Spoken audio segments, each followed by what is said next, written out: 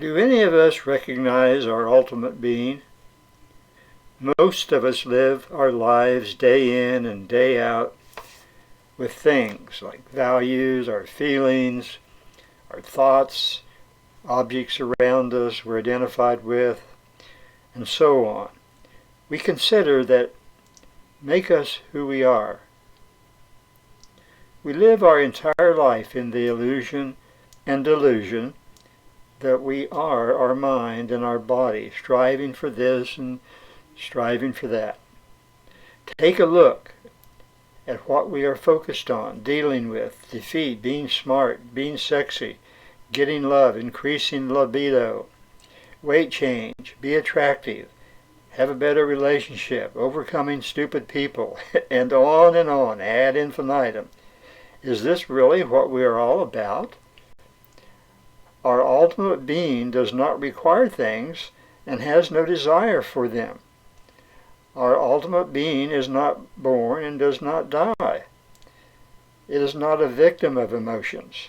It has always been and it will always be ultimate freedom, peace, tranquility, harmony, and oneness. That is really deep down what we are. Can we find the ultimate being in ourselves? Can we go beyond our primal ignorance, arrogance, ego, cravings, and become that which we truly are? The answer to these compelling questions lie in the fact that the ultimate being already exists in the center of our very being, and all it takes is waking up to that fact. We can't realize our ultimate being by using intellect, reasoning, thinking, or concepts. It's useless to even try. You just go around and around in circles. So what are our choices? And what can we do? Believe it or not, the answer is easy. But it is the doing that is the difficult part. Easy answer, difficult doing. If we are defeated by simply knowing it is difficult, there is no hope. We will be doomed to remain in a state of stupefaction for the rest of our lives.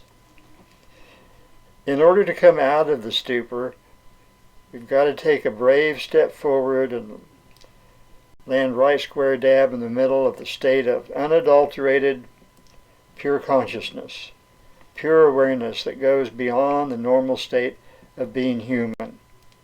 I tell you, we've got to go beyond flesh, beyond the mind, and beyond our beliefs. So how do we do it? The practice of observing thoughts can bring us closer and closer to the true reality of what exists within us. Okay, so by sitting quietly in meditation, thoughts would automatically occur as sounds, voices, visions, and who knows what else. And to do this, it's not easy. It takes time, it takes practice, and above all, it takes patience. By observing thoughts, we can clearly see that there is a tight connection between thoughts, emotions, and reactions.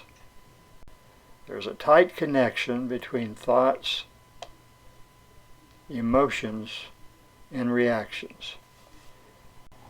A thought can cause an emotion like worry, anger, sadness, happiness, hate, envy, love, and even ecstasy.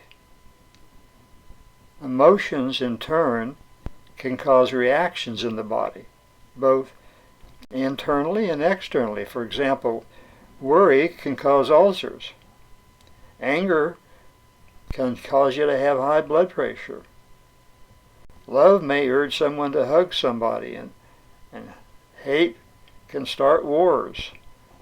And you know what I'm talking about. Basically, our emotions affect 99% of the decisions we make. And the decisions we make mold us into the person we think we are. the person who we think we are is an illusion and does not exist, and it doesn't exist except in the mind. You only exist in your mind.